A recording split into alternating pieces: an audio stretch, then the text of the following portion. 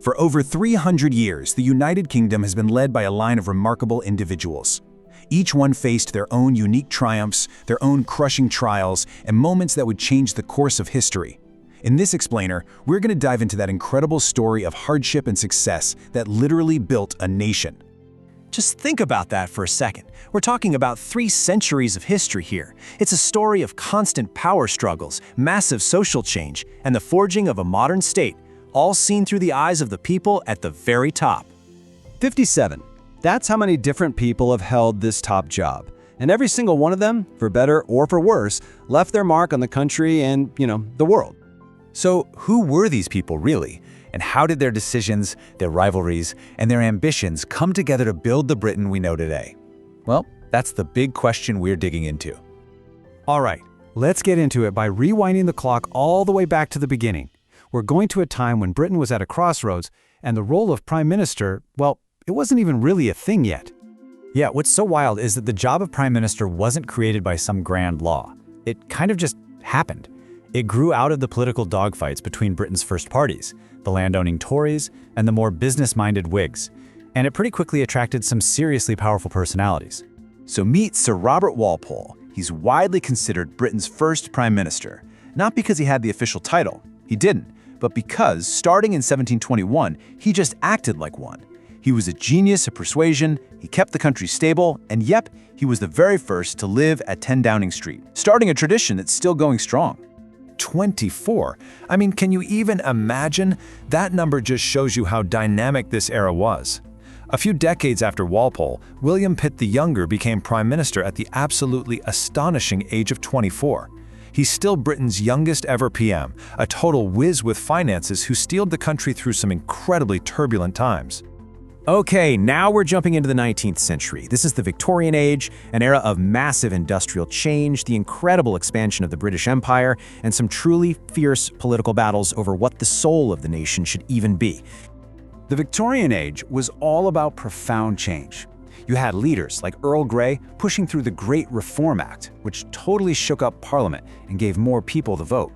And then you have the Slavery Abolition Act, a huge moral turning point for the entire British Empire. But you can't talk about this era without talking about the epic rivalry between these two, William Gladstone and Benjamin Disraeli. Gladstone was the moral conscience of politics, this super idealistic guy. And on the other side, you had Disraeli, a novelist, a visionary, and Britain's first and only Jewish prime minister who just had this incredible flair. Their clashes were legendary, and they represented this big debate that we still have today. Should government stay out of the way, or should it actively try to make people's lives better? Right in the middle of all this political drama, something absolutely shocking happened. In 1812, the Prime Minister, Spencer Perceval, was shot and killed right inside the House of Commons. To this day, he is the one and only British Prime Minister to ever be assassinated. So as we turn the page into the 20th century, the leaders face challenges on a scale nobody could have imagined. We're talking 2 devastating world wars, and then the monumental task of trying to build a country that was actually worthy of the heroes who fought in them. This period called for a whole different kind of leader. You get David Lloyd George, this fiery Welshman who led Britain to victory in World War I. Then, of course, the icon himself, Winston Churchill, who saw the nation through its absolute darkest hour. And after him, Clement Attlee, a man who would change Britain forever. When Churchill took over, Britain was basically all alone against Nazi Germany. And what did he do? He used language itself as a weapon. His speeches didn't just inform people, they gave a nation its courage, its voice right when it was needed most. But here is one of the craziest twists in political history.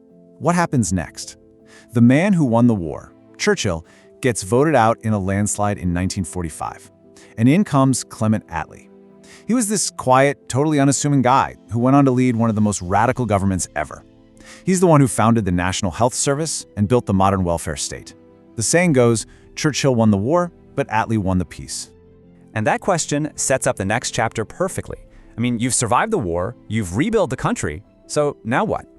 With its empire shrinking and its place in the world totally up for grabs, Britain entered this period of major soul-searching. And that brings us right into the modern era. This is a period of deep ideological divides. It's an age really defined by the sheer conviction of the Iron Lady, the optimism of New Labour, and, well, the absolute chaos of Brexit. And you can see these dramatic swings right here on the timeline. We go from the free market revolution under Thatcher to a complete 180 with the centrist third way of Tony Blair's New Labour. And then we hit the Brexit referendum, the political earthquake that has defined everything in Britain for the 21st century. In 1979, Margaret Thatcher stormed into power promising to shake things up. And wow, did she ever. As Britain's first female prime minister, she fundamentally re-engineered the country with her fierce belief in free markets and her unbreakable will. You either loved her or you hated her, but no one can deny she was a force of nature who changed Britain forever. 49. That number perfectly captures the incredible volatility of the last few years. In 2022, Liz Truss's time as prime minister lasted just 49 days. Her economic plans caused chaos, making her the shortest-serving PM in British history. Period. And that brings us right up to this very moment. After all that chaos, Rishi Sunak, the first British Asian prime minister, was brought in to try and steady the ship. But it turned out the country was ready for another huge change. He was succeeded by Keir Starmer, who led the Labour Party to a massive landslide victory in 2024, with a promise of national renewal. It just goes to show you how fast things can change. So when you look back at it all, from Robert Walpole basically making up the job as he went along, all the way to Keir Starmer today, you see one common thread. Prime ministers are always defined by the crises they have to face. Which really leaves just one question, doesn't it? What challenges will end up shaping the leaders of the next 300 years?